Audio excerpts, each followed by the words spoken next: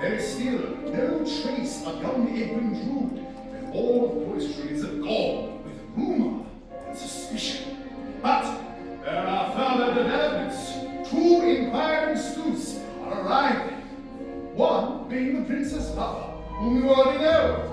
The other, a detective, a man of mystery, who wears a bulky coat, a fulsome beard, and the name of Dick Datchery. I said Dick Datchery. Right. These apparent strangers arrived with grand intentions and great expectations, which we will be presenting at Brighton next season. And, like ourselves, Dick Datchery and the Princess Papa are just now arriving at Cloistrom Station.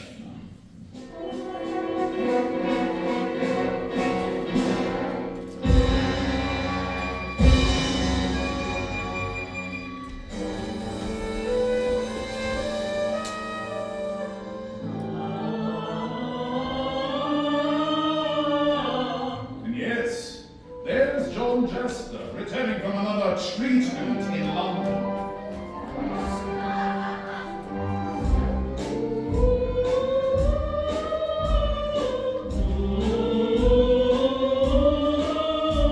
And in his wake, note that among the many more curious souls of Cloistrom, there are none more curious than these two sleuths.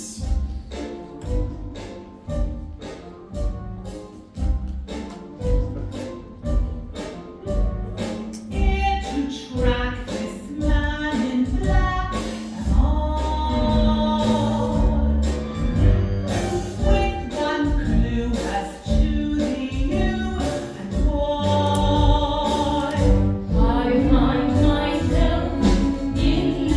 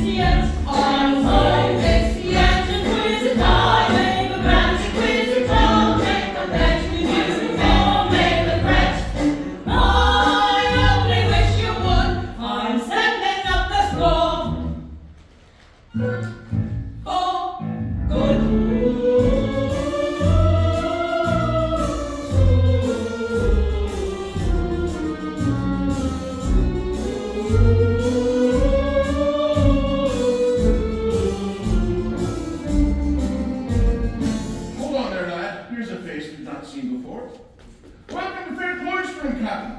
I am in the way of official greeter to any visitor that might have the price of a bottle of wine on him. My name's Drood. My name's Dactory, Dick Dactory, and I was wondering if lodgings could be found about these parts. Oh, no doubt, Mr. Dactory, sir. Something architectural, out of the way, inconvenient. Oh, there's plenty of inconvenient lodgings in Cloisters. Close to the cathedral as well. Excuse me, I couldn't help but overhearing. The only accommodations I know of their kind are a single lodging above the ruins of John Jasper. He's quite an admirer of mine. Is that the fellow who's been much afflicted by the loss of his nephew, Edwin Drood? That's the man, and you'll catch me going in him again. Why's that, boy? Because I won't be lifted off my legs and choked again. I find that information most interesting. I shall enjoy watching the comings and goings of this town. That man should speak to his tailor.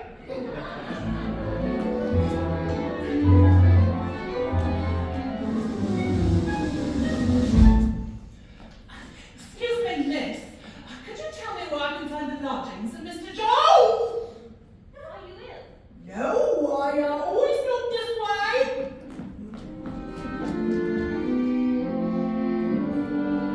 Rosa, we both have been guilty of neglecting our music lessons. When shall we resume? Never, sir. Am I being politely told that you've abandoned your music studies altogether? The politeness is yours, not mine. I beg not to be questioned. I will not answer any further. At least I have that in my power.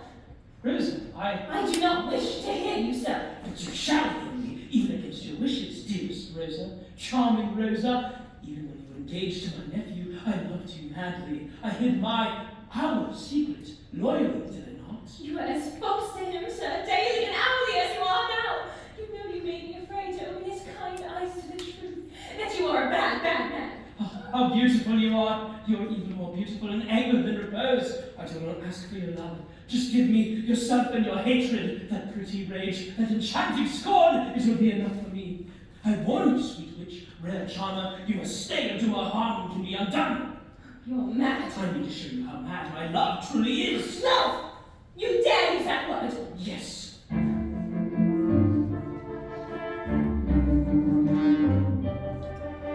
Love is but a word that wandered here from pastures green, where it was barely said or seen and seldom sung.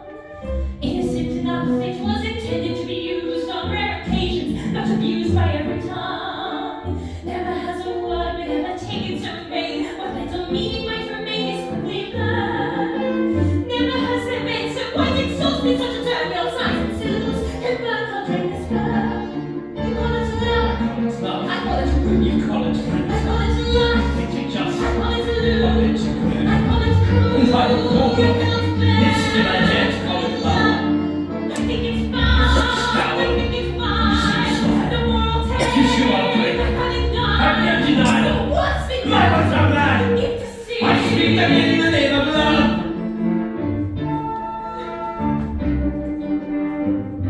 Rose above the dainty little face of every curl remembers that she's a child, a girl, and need a fight. Rose is the only soul enclosed that it seems to sense is just the sort of dreams you dream at night. Did you meet your stare and stop me seeing every fiber of my being told me since I was betrothed that your most unnatural attention causes words I cannot mention. You must know how much I loathe to know your voice. You know my wants. To your touch. And you have clutch. To hear your voice. You have no choice. To your touch. Is it so much Dreadful time. for me to ask? To even speak. I only seek the name of love. I will not fear. I I have a choice. On your level. I'll take the blood. What's raising that? I'll not confuse. You will submit. The desperate. And give your face the name of love. Name of The name of love. Name of The name of love. Name of The name of love. The name of love.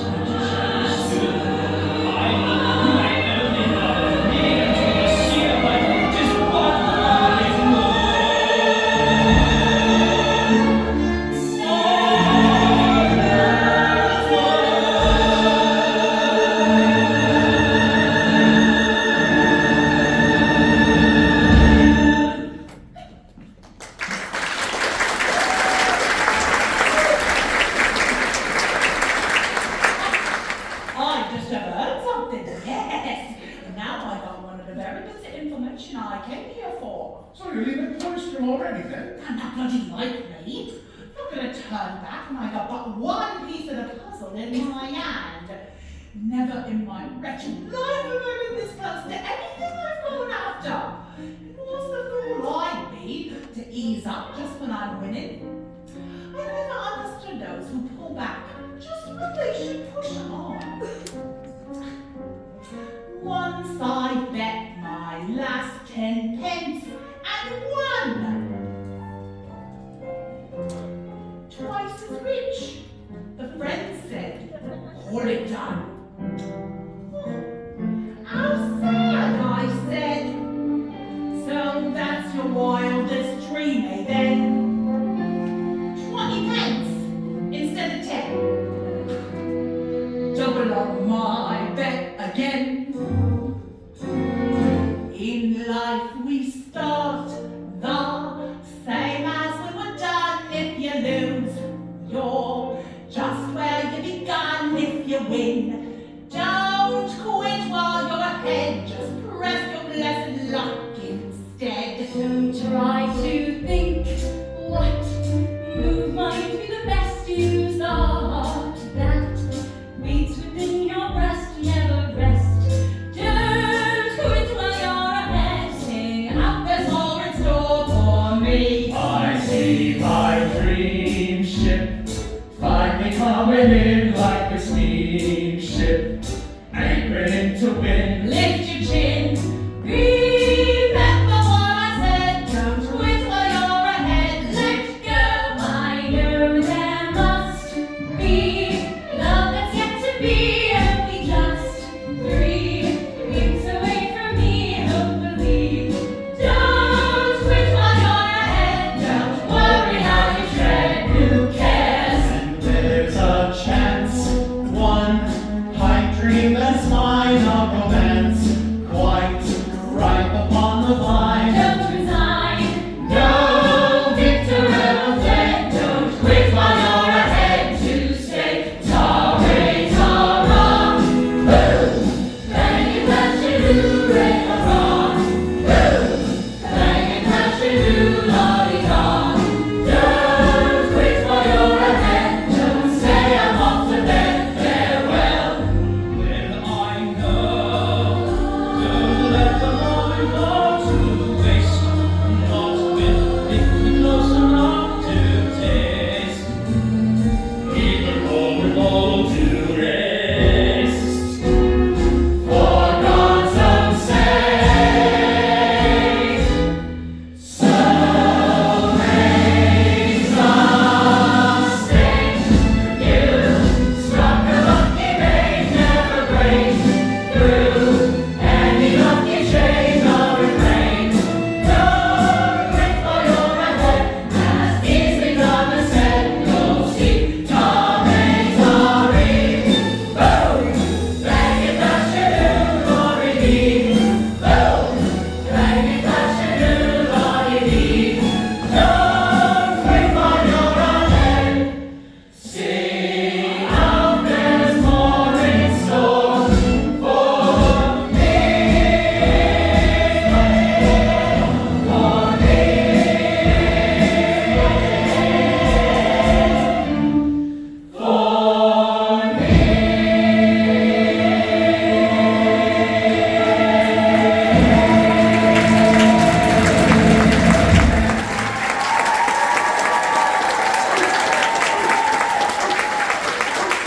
Encore, maestro!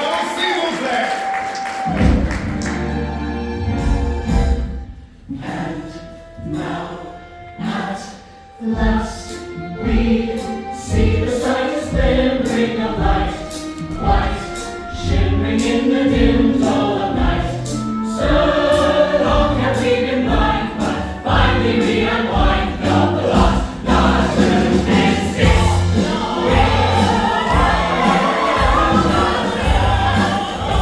Ladies and gentlemen, it was at this point in our story that Mr. Charles Dickens laid down his pen forever. And so, my dear friends, this is all more we shall ever know of the mystery of Edwin Drood. Tonight, however, at least within the confines of this humble theatre, Together, we shall solve, resolve, and conclude the mystery of Edwin Drood. Well, one minor mystery can be resolved immediately. There is little to do with the plot at hand. You see, most literary experts agree that our inquiring detective Dick Datchery is actually somebody we have already met. A character from Act 1, roaming cloistrum disguised as Datchery, as to better investigate the disappearance of Edwin Drood. And as many of you have no doubt already guessed, our Datchery this evening has been portrayed thus far by our master and mistress of male impersonation, Miss Alice Nutting.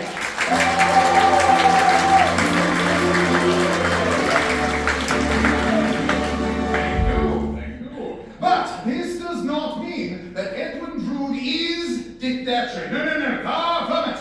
You see, the reason for Miss Nutting's portrayal of Dick Datchery this evening is, well, it's because she was contracted to appear in 2 acts of this play.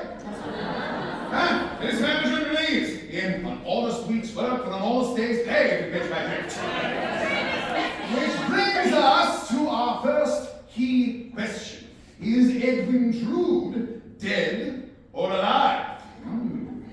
Now, Mr. Charles Dickens experimented with many different titles for our story. For example, The loss of Edwin Drood, the flight of Edwin Drood. The disappearance of Edwin Drood. but nowhere the death of Edwin Drood. Ladies and gentlemen, our questions this evening shall be primarily answered by you. But, in a daring and perhaps dangerously democratic move, our management this evening has decided to grant our company the right to vote upon one issue each night.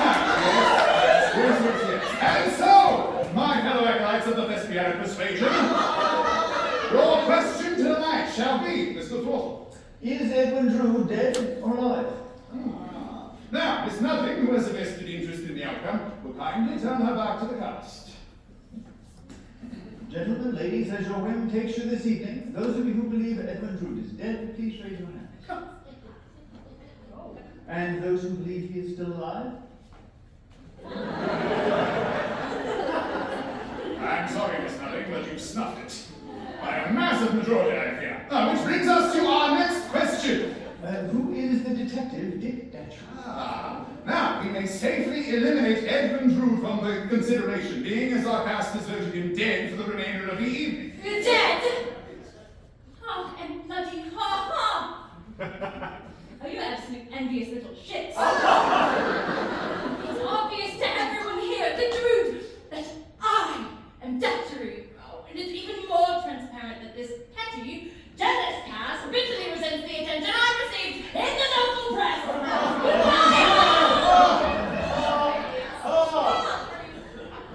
You have no idea the week we've had. First, her dressing room was too small, and her mustache was too bushy. Oh, I told her she was splitting hairs. I must apologize for this bit of unpleasantry, ladies and gentlemen, but in all fairness to our cast and to our story, many literary experts would disagree with Miss Nutting's consideration that Edwin Drood and Dick Datchery are one and the same person. Indeed, there are several candidates for the face behind Datchery's beard. For example, I offer you Helena Landers. Now, if you remember about her, Neville revealed in Act 1. On more than one occasion, Helena tried to flee our stepfather's cruel and miserly hand, even once disguising herself as a boy. A hit, a palpable hit, but is it a meaningful thrust or misdirection? Wouldn't Helena Landers be fearful of pursuing John Jasper under the given circumstances? Not that there are any circumstances. But the candidates hardly end there. What say you of Baza? I love the theatrical world, but there are many stages beyond the proscenium. I long to play a larger part. Who more likely to don such melodramatic garb and seek the spotlight? Otherwise, why does he appear in our story at all? Or does he exist to divert our attention from Neville Landers? From my earliest remembrances, I have been secret and revengeful. Or more likely, to investigate the disappearance of Edwin Drood than he who is most suspected of foul play? Or did someone else seek to clear Neville's name? Young Master Neville has been placed in my care. The Reverend Septimus Crisparkle, whose passions and energy lay hidden beneath his clerical garb, has he adopted a second uniform, that of Detective Dick Datchery, to save the lad under his protection and care? And then, ladies and gentlemen, there is the puzzling and intriguing possibility of Rosa. Could it be that we have underestimated the resourcefulness of this woman child? Did she take it upon herself to investigate the disappearance of Edwin Drood? Looks can be deceiving. This much I know for certain. Dick Datchery is not John Jester, the Princess Papa, our young deputy, Mr. Durdles, or my own Mayor Sapsy Rowe, because in Mr. Dickens' story, as well as in our play, they all appear in scenes with him. They are observed to be in his company. And so, ladies and gentlemen, I present to you the following candidates for the role of Detective Dick Datchery.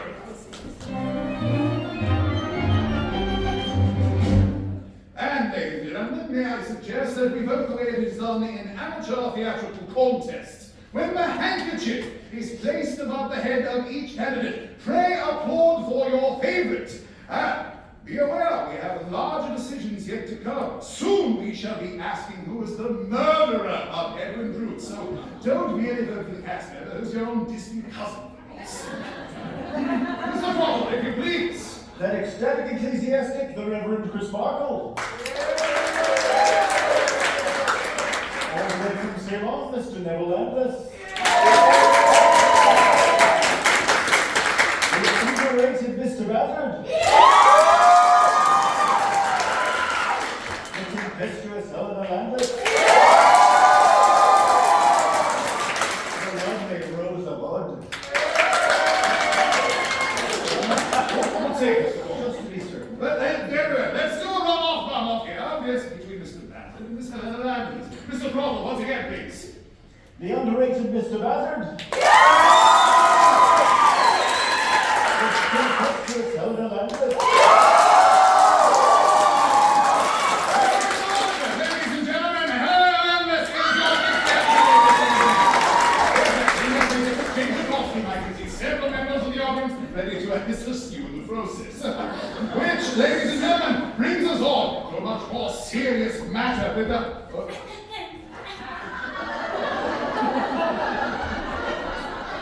Miss Nutty! Enjoy the show!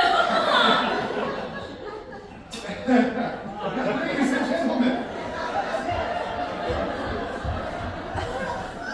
Ladies and gentlemen, I must apologize. Such appalling behavior is obviously a symptom of upbringing. You see, her parents were in the iron and steel business. Mother irons, father steals. How about this? Miss Nutting was once known as the orthopedic soprano. She sang in all the joints. How about this? She once sang at a club called the Cock and Comfort. Not much comfort, but plenty of... I see what type of mood we're in for tonight. Yes, which brings us, ladies and gentlemen, to a much more serious matter. For now, as in every great mystery story, we must find ourselves a killer, culprits, a fiend. That is, the murderer of our dear, departed, vanished, vanquished, late, lamented title character of our play, Edwin Drood. Who killed Edwin Drood? And who is our murderer for tonight? First, for your consideration, I offer you the most obvious candidate, Mr. Clive Paget as John Jasper. Ladies and gentlemen, do you not know here at the Music Hall Royale we boo and hiss our villains? No, it's too late now. Now, we're going to do this until we get it right. And if not, I'll line you all up right over here and we'll sing 83 choruses of The Church Bell Won't Ring Tonight because the vicar's got the clapper. All right. are you ready? Okay, very good. I offer you the most obvious candidate, Mr. Clive Paget as John Jasper.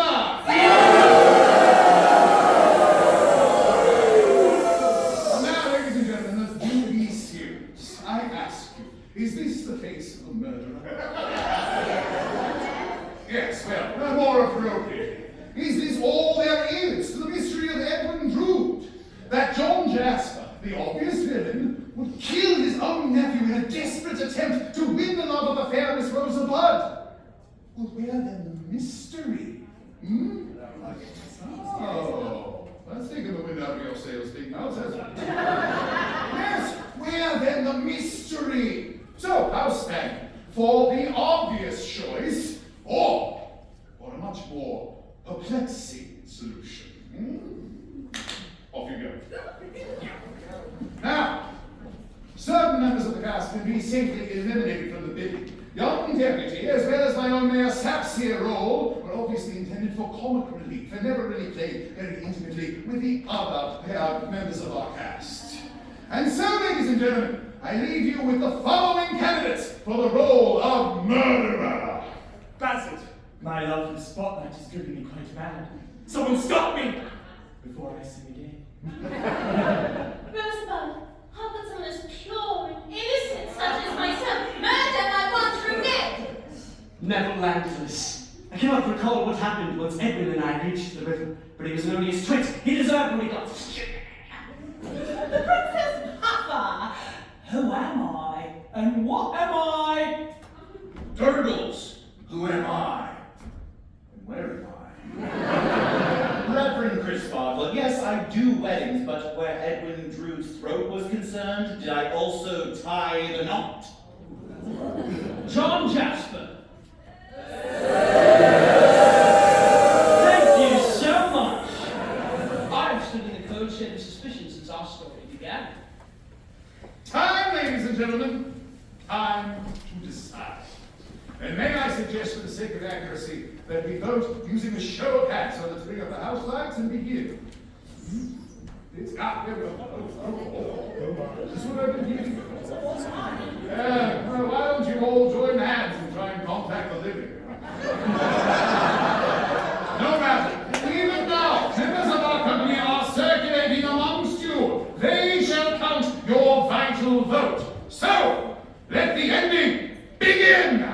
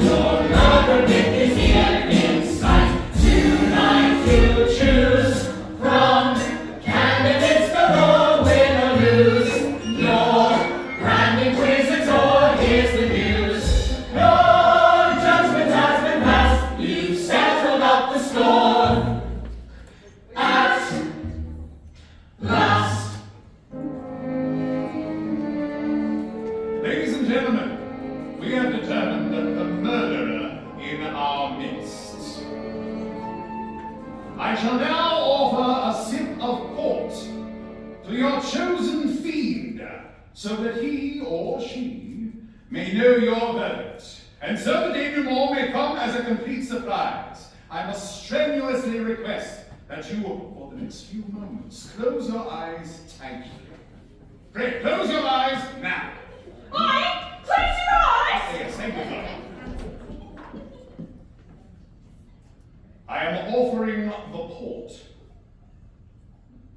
Our murderer is drinking it. Right. You may all open your eyes. You see? You cannot trust anyone here tonight. And so, as our company departs backstage, where even now your votes are in fact still being counted, I urge caution to prepare yourselves for a few unexpected twists and turns as we serpentine our way towards your chosen conclusion tonight. And now, dear friends of the Music Hall Royale, for the first time, and at long last, by your own determination, the conclusion, the finale of the mystery of Edwin Drood.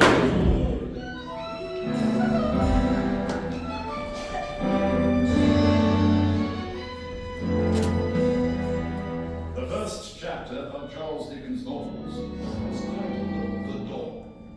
Perhaps not coincidentally, the last chapter he wrote was called The Dawn Again. And so, dear friends, let us begin our last chapter amidst the cold grey tendrils of a dim English dawn. Oh, bloody hell, it's cold. Excuse me, miss. What is it? Do you have 3 and 6 to spare for a Christian soul in distress? We're both Christian souls in distress, I fear, and I have little more than 3 and 6 to get me to London. Are you running away from something? Yes, at long last, yes, and now I must. What's up? How on earth could you know my name? I know. I've known since the day you were born. Well, I bathed you, and I fed you. Oh, so don't look at me. I don't want you to see me like this. But perhaps you could remember your nanny from some 12 years ago. Oh, my darling girl, could you look at me and see your nan instead? Nan. Somewhere I was 6, and then you weren't there anymore. Oh, you do remember. Oh, God love you. You didn't know your mother. Mine was the closest thing to that for you. Why did you leave me? Well, it's a sad story, but a common one, I fear.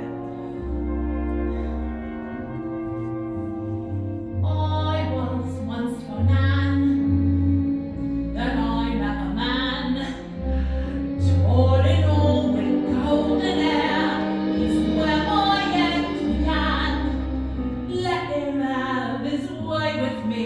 He knew his way so well. Led me down the garden path to hell.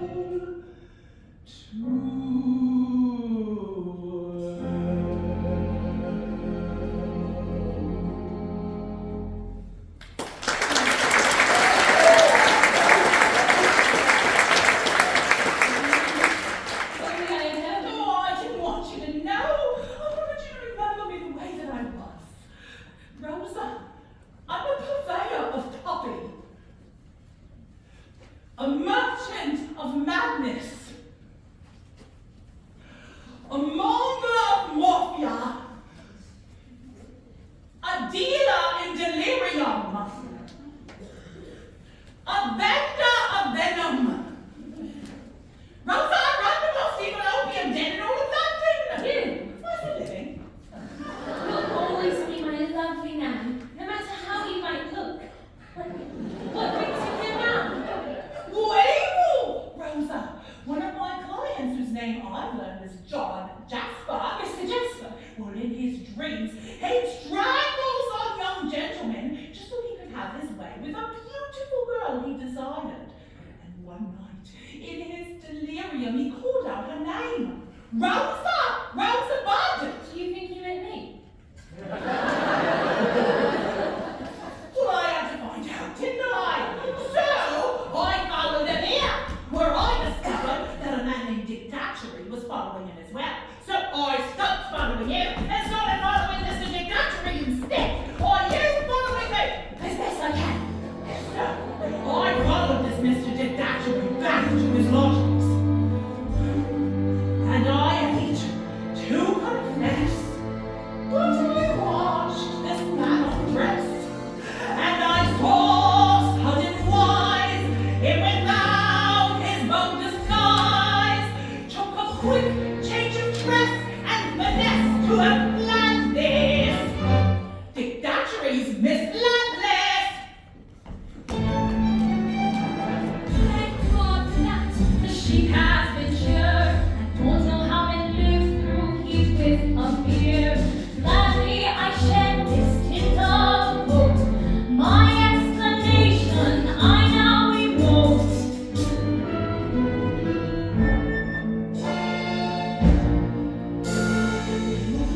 This role of a wicked and white was its soul, was to ably disguise by most feminine size my token inquiring scroll.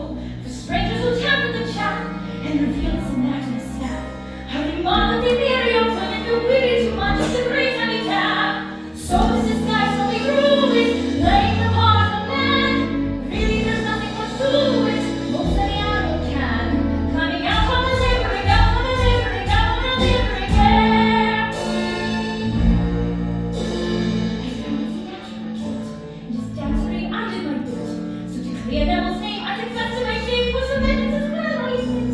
I followed on death behind low, found the depths of his sense to be low, and then Papa came here, was immediately there, my suspicions of white apropos. So I crept in the lodgings of Jasper, pressing that big was sight.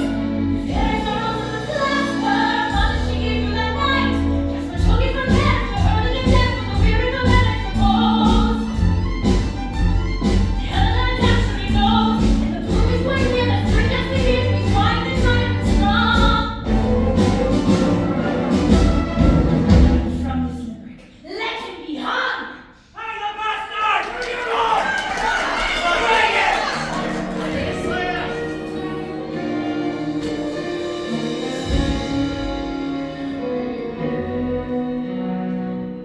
I will not fly. I wish not to die. Twisted and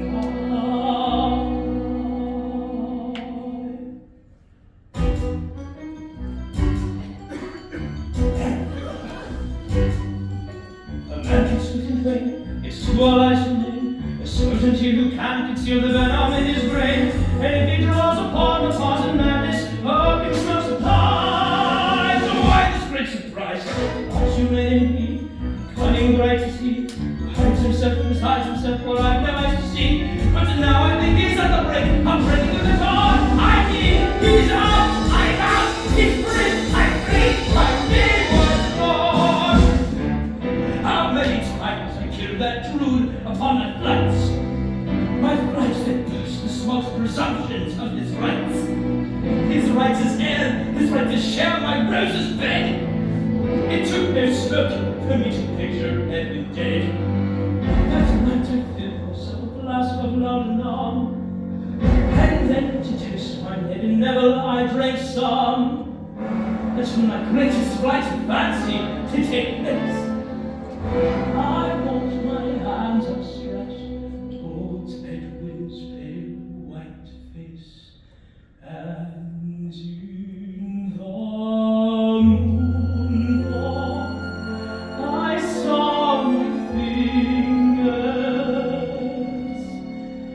clutching his neck so tightly, touching his sleeve, he felt so lightly. Mournful then fell on me.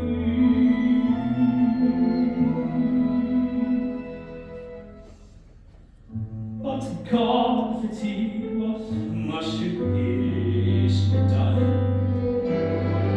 As much as all that once it had begun, such tragedy to finally make the king,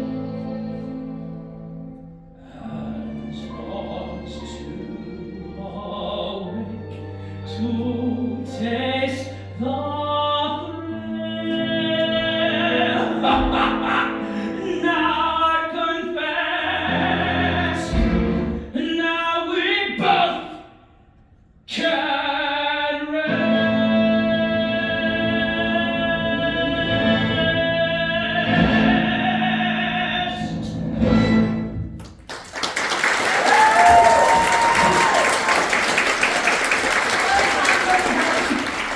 I kept myself all this time in the hope that I might one day profit from what I know. But I can't let you confess to a crime you didn't commit. Yes, you found the body of Edwin Drood lying outside your door that stormy night, and assumed you'd killed him under the influence of a potent medicine. And yes, you placed the coat Drood wore down by the River Weir to throw suspicion on Neville Landless. Oh, you're a bad lot, you are, John Jasper, when the evil one's inside you. But you're not a murderer. You didn't kill Edwin Drood. Douglas, let me understand. Are you saying that John Jasper did not kill his nephew? Exactly, your lordship, sir. It was a wild night at Christmas Eve, as you'll recall, Squire, and I sought shelter near Mr. Jasper's door. It was there that someone amongst you throttled Edwin Drood, and in a convenient flash of lightning, I saw who it was! Bloody hell, it was a long speech. Could I have just a wee of a port? Right! After someone in our very midst throttled Drood that night, I saw John Jasper stagger out of his own home, his eyes glazed over as if in a trance. He sees the body of Edwin Drood lying at his feet. He picks it up, heavier than you'd imagine, and carries the poor lad to the cathedral graveyard, where he deposits the body right in your dead wife's crypt. What? I told you there was plenty of room in there. But Douglas, you must tell us. Who did it? Lord love me, it was Neville Landless! I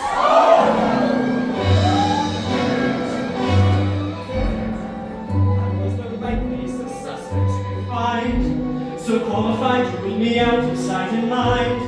Of course I killed our master, Ned, and I forgo the chance to gain my pride and rose up with one blow.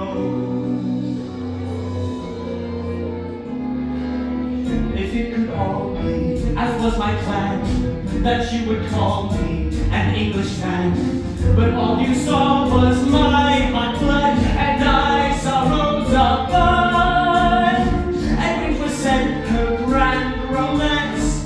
With every 10 I'd stand a chance. That cold December, my blood was warm. We walked together against the storm. The best of chums, we laughed and talked as home to rest through war.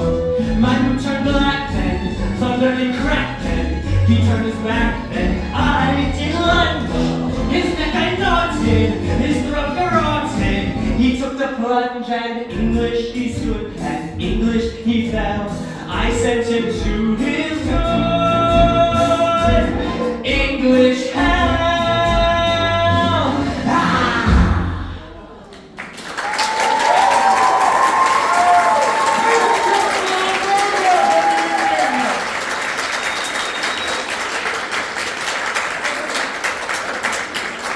So, ladies and gentlemen, are we entitled to a happy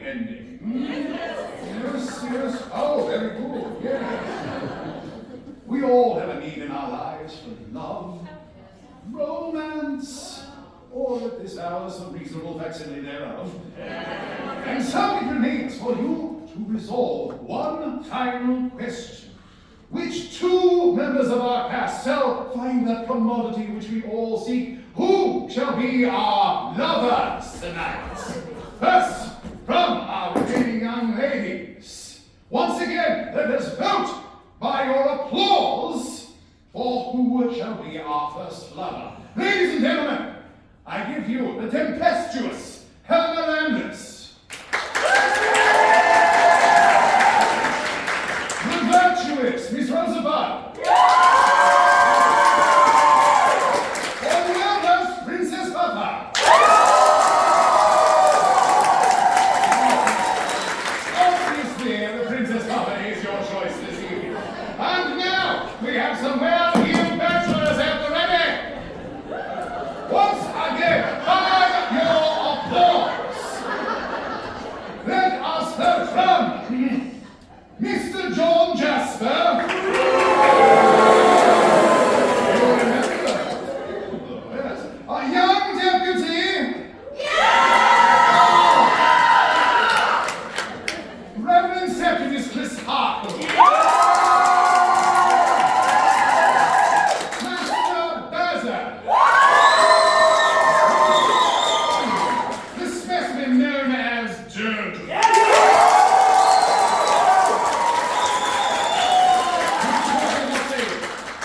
A runoff between Mr. Bazzard and Mr. Turtles. Very well, gentlemen. Come back.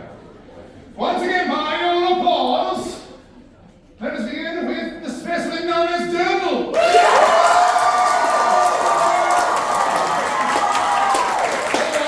Mr. Bazzard. Ladies and gentlemen, Bazzard is your Yes, that's your decision and we're sticking with it. Mr. Purcell, a gentle reprise, if you will, please. It appears we are about to have a love song. Yeah, Bastard, I hear you like to write plays. That's true, Miss Papa. Well, you know what? Led a life wicked enough to inspire a score of scandalous dramas. How's about we collaborate? Why don't you elaborate? Well, why don't you stick your quill into the ink of my existence? Oh, Miss Papa, with your life as my artistic inspiration, I think my quill could rise to new heights.